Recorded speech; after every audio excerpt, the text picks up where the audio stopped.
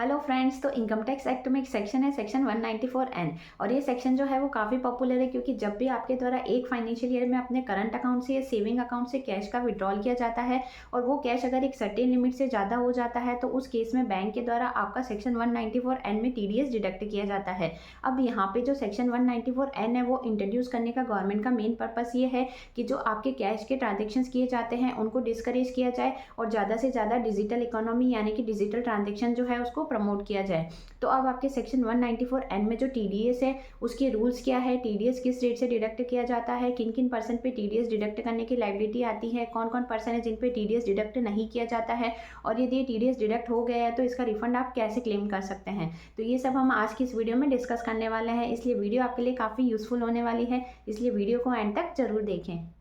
TDS on cash withdrawal under income tax. तो अब आपके इनकम टैक्स में सेक्शन 194N के जो प्रोविजन है वो कब एप्लीकेबल होते हैं, तो किसी भी इंडिविजुअल के द्वारा, HUF के द्वारा, कंपनी के द्वारा, पार्टनरशिप फर्म या LLP के द्वारा या एसोसिएशन ऑफ पर्सन या बॉडी ऑफ इंडिविजुअल है उनके द्वारा एक फाइनेंशियल ईयर में यदि अपने बैंक अकाउंट से, कोऑपरेटिव सोसाइटी से या पोस्ट ऑफिस से 1 करोड़ रुपए से ज्यादा का अगर कोई कैश है जो कि विड्रॉल किया जाता है तो उस केस में जो कैश विड्रॉल किया जाता है उस पे TDS डिडक्ट किया जाता है। अब यहाँ पे आपके यूनियन बजट में जो कोऑपरेटिव सोसाइटी से कैश विड्रॉल किया जाता है इसकी लिमिट को गवर्नमेंट ने इंक्रीज करके 1 करोड़ से 3 करोड़ कर दी है।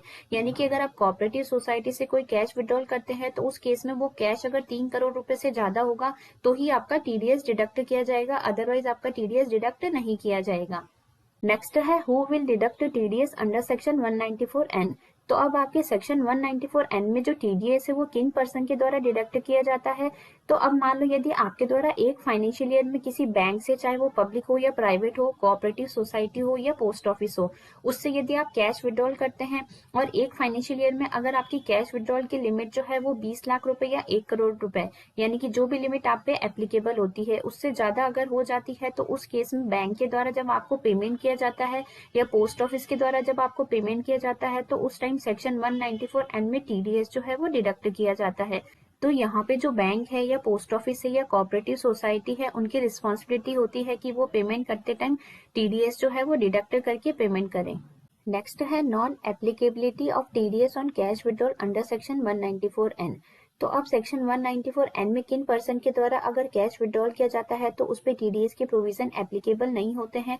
तो उसमें फर्स्ट है अगर कोई सेंट्रल गवर्नमेंट या स्टेट गवर्नमेंट है और उनके द्वारा अगर कोई कैश विड्रॉल किया जाता है या किसी प्राइवेट या पब्लिक सेक्टर बैंक के द्वारा विड्रॉल किया जाता है या एनी कोऑपरेटिव बैंक या फिर पोस्ट ऑफिस या फिर business correspondent of any bank या फिर white label ATM operator of any bank या फिर सेंट्रल गवर्नमेंट के द्वारा कोई स्पेसिफाइड कमीशन एजेंट और ट्रेडर जो कि operating under agriculture produce market committee for making payment to farmer, यानी कि जिनके द्वारा फार्मर को पेमेंट किया जाता है यदि फार्मर के द्वारा कोई एग्रीकल्चर प्रोड्यूस परचेज किया जाता है, या फिर full fledged money changer licensed by RBI and its franchisee agent, या फिर मान लो RBI के द्वारा लाइसेंस जो दे रखा है फुल फ्लैश्ड मनी चेंजर को, उनके द्वारा कैश विड्रॉल किया जाता है।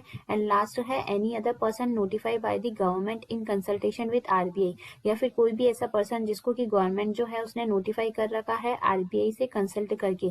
तो ये सारे पर्सन के द्वारा अगर कैश विड्रॉल किया जाता है तो उस केस में इन पे TDS के प्रोविजन एप्लीकेबल नहीं होते हैं।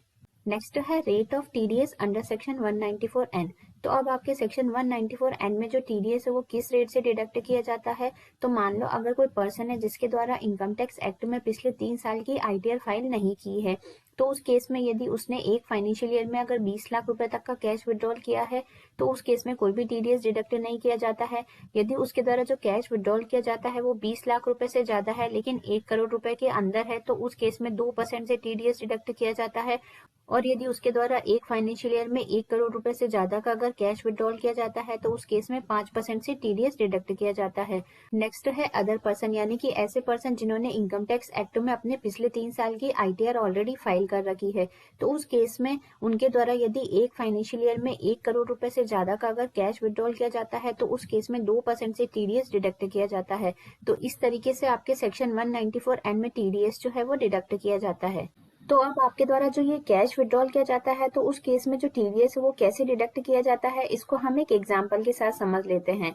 तो मान लो अगर कोई पर्सन है जिसने अपने इनकम टैक्स में पिछले 3 साल की आईटीआर फाइल कर रखी है, तो उस केस में उसके द्वारा जो कैश विड्रॉल किया जाता है तो उस पर टीडीएस जो है वो कैसे डिडक्ट किया जाएगा। तो मान लो अगर मिस्टर ए है, उसके द्वारा 1 अप्रैल 2024 को 14 लाख रुपए का कैश विड्रॉल किया जाता है, फिर 21 जुलाई को 26 लाख रुपए का कैश विड्रॉल किया जाता है, तो यहाँ पे उसकी एग्रीगेट अमाउंट हो जाती है 40 लाख रुपए। फिर उसके द्वारा 25 अगस्त 2024 को 35 लाख रुपए का कैश विड्रॉल किया जाता है, तो यहाँ उसकी एग्रीगेट अमाउंट हो जाती है 75 लाख रुपए।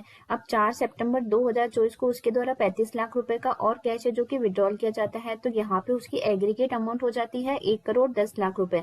यानी कि उसकी जो ये लिमिट है वो 1 करोड़ से एक्सीड हो गई है। तो जितनी अमाउंट आपने 1 करोड़ रुपए से ज्यादा विड्रॉल की है उस पर 2% से टीडीएस डिडक्ट किया जाता है। तो यहाँ पे मिस्टर ए जो है उसने 10 लाख रुपए का एक्सेस कैश विड्रॉल किया है, तो उस पर 2% से 20,000 रुपए का टीडीएस जो है वो डिडक्ट किया जाएगा। अब मिस्टर ए के द्वारा जो नेक्स्ट विड्रॉल किया जाता है वो 5 जनवरी 2025 को किया जाता है 50 लाख का। तो यहाँ पे एग्रीगेट अमाउंट हो जाती है उसकी 1 करोड़ 60 लाख रुपए। तो यहाँ पे ऑलरेडी 10 लाख रुपए पर उसका 2% से टीडीएस कट गया है, तो यहाँ पे उसके द्वारा जो एक्स्ट्रा 50 लाख रुपए का विड्रॉल किया गया है उस पे 2% से टीडीएस डिडक्ट किया जाएगा। तो यहाँ पे उसकी टीडीएस की अमाउंट हो जाती है 1 लाख रुपए। तो इस तरीके से आपके टीडीएस की कैलकुलेशन की जाती है। नेक्स्ट है person not filed an income tax return for 3 year. अब मान लो अगर कोई पर्सन है जिसने अपने पिछले 3 साल की आईटीआर फाइल नहीं की है, तो उस केस में उसके द्वारा जो कैश विड्रॉल किया जाता है तो उस पर टीडीएस की जो कैलकुलेशन है वो कैसे की जाएगी। तो फॉर एग्जाम्पल मान लो मिस्टर ए है, उसके द्वारा 1 अप्रैल 2024 को 14 लाख रुपए का कैश विड्रॉल किया जाता है। तो यहाँ पे उसने पिछले 3 साल की आईटीआर फाइल नहीं की है, तो इस केस में उसकी लिमिट 20 लाख रुपए की कंसिडर की जाएगी। तो अब यहाँ पे उसने 14 लाख रुपए का ही किया है, तो उस केस में यहाँ पे कोई टीडीएस डिडक्ट नहीं किया जाएगा। 1 जुलाई 2024 को उसके द्वारा 26 लाख रुपए का कैश विड्रॉल किया जाता है, तो यहाँ पे उसकी एग्रीगेट अमाउंट हो जाती है 40 लाख। यानी कि ये 20 लाख रुपए से लिमिट क्रॉस हो जाती है, तो यहाँ पे 2% से टीडीएस डिडक्ट किया जाएगा 20 लाख की अमाउंट पे। तो यहाँ पे उसका टीडीएस बन जाता है 40,000 रुपए का। अब उसके द्वारा 25 अगस्त 2024 को 35 लाख रुपए का और कैश विड्रॉल किया जाता है, तो यहाँ पे उसकी एग्रीगेट अमाउंट हो जाती है 75 लाख रुपए। तो अब यहाँ पे उसकी जो लिमिट है वो 20 लाख रुपए से क्रॉस हो गई है, तो अब जितनी भी बार उसके द्वारा कैश विड्रॉल किया जाएगा उस पे टीडीएस डिडक्ट किया जाएगा। तो यहाँ पे 35 लाख रुपए पे 2% से टीडीएस डिडक्ट किया जाएगा 70,000 रुपए का। अब नेक्स्ट जो उसके द्वारा विड्रॉल किया जाता है वो 4 सितंबर 2024 को किया जाता है 35 लाख रुपए का। तो अब यहाँ पे उसकी एग्रीगेट अमाउंट हो जाती है 1 करोड़ 10 लाख रुपए। तो अब मान लो अगर कोई पर्सन है जिसके द्वारा अपने रिटर्न फाइल नहीं किए जाते हैं, तो उस केस में 20 लाख रुपए से 1 करोड़ के बीच में 2% से टीडीएस डिडक्ट किया जाता है, और अगर जो कैश उसने विड्रॉल किया है वो 2 करोड़ रुपए से ज्यादा है तो 5% से टीडीएस डिडक्ट किया जाता है। तो अब यहाँ पे उसके द्वारा जो 4 सितंबर 2024 को जो कैश विड्रॉल किया गया है उस पे 2 टीडीएस की रेट एप्लीकेबल होगी। यानी कि इस 35 लाख रुपए में से 25 लाख रुपए पर 2% से टीडीएस डिडक्ट किया जाएगा, और 1 करोड़ रुपए से जितना उसने कैश विड्रॉल ज्यादा किया है उस पे 5% से टीडीएस डिडक्ट किया जाएगा। तो यानी कि जो 10 लाख रुपए की अमाउंट है उस पे 5% से टीडीएस डिडक्ट किया जाएगा। तो यहाँ पे उसके टोटल टीडीएस की अमाउंट हो जाती है 1 लाख रुपए की। अब नेक्स्ट जो विड्रॉल है वो 5 जनवरी 2025 को किया जाता है 50 लाख रुपए का। तो यहाँ पे एग्रीगेट अमाउंट हो जाती है उसकी 1 करोड़ 60 लाख रुपए। तो अब 1 करोड़ से ज्यादा होते ही 5% से टीडीएस डिडक्ट किया जाता है, तो 50 लाख पे 5% यानी कि 2.5 लाख रुपए का टीडीएस डिडक्ट किया जाएगा। तो इस तरीके से टीडीएस की कैलकुलेशन की जाएगी अगर कोई पर्सन है जिसने अपने पिछले 3 साल की रिटर्न फाइल नहीं की है। नेक्स्ट है इस सेक्शन 194 एंड टीडीएस रिफंडेबल और नॉट। तो अब आपका जो सेक्शन 194 एन में टीडीएस डिडक्ट किया जाता है इसका आपको रिफंड मिलता है या नहीं मिलता है। तो अब यदि आप अपनी आईटीआर जो है वो टाइमली फाइल कर देते हैं तो उस केस में आप सेक्शन 194 एन में जो टीडीएस डिडक्ट किया है उसका रिफंड क्लेम कर सकते हैं। अब यहाँ पे 2 कंडीशन है। पहली कंडीशन ये है कि मान लो यदि आप अपनी जो आईटीआर फाइल कर रहे हैं उसमें अगर आपकी टैक्स लायबिलिटी बन रही है और वो टैक्स लायबिलिटी आपकी टीडीएस की अमाउंट से ज्यादा है, तो उस केस में आपका जितना टीडीएस है वो आपकी टैक्स लायबिलिटी से सेट ऑफ हो जाएगा और रिमेनिंग टैक्स का पेमेंट ही आपको गवर्नमेंट को करना है।